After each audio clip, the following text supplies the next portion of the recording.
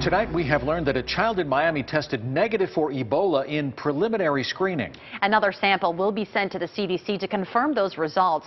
The child is visiting from West Africa.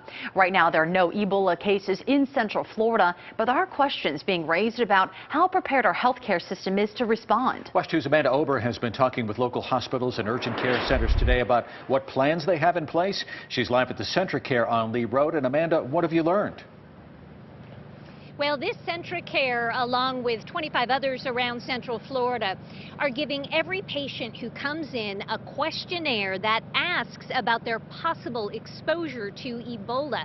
But doctors here are very quick to reassure the chances of anyone in Central Florida contracting the disease pretty slim. CentraCare is asking every patient who comes in if they've recently traveled to West Africa, and if yes, do they have a fever? But medical experts say chances anyone in Central Florida would have Ebola are extremely slim. Dr. Todd Husty is medical director for Seminole County EMS. He says people with flu symptoms should not be concerned about Ebola unless they've traveled to Liberia, Sierra Leone, Guinea, or Nigeria within the last 21 days. The answer to that question is no, it's not Ebola.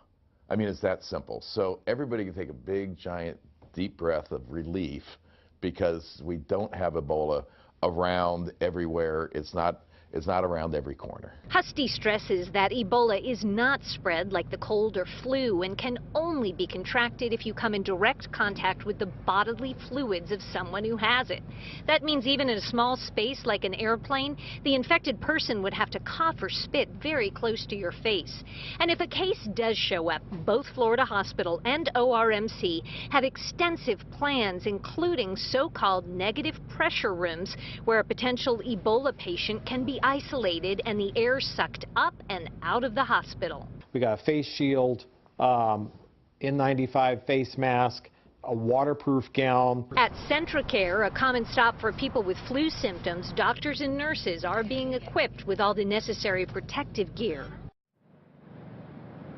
Florida Governor Rick Scott announced just this afternoon that the state of Florida is working with the state of Texas to try and learn from Texas's response to having an Ebola patient. They are especially focusing on what Florida can do at its airports and ports, which is where an Ebola victim would most likely enter the state.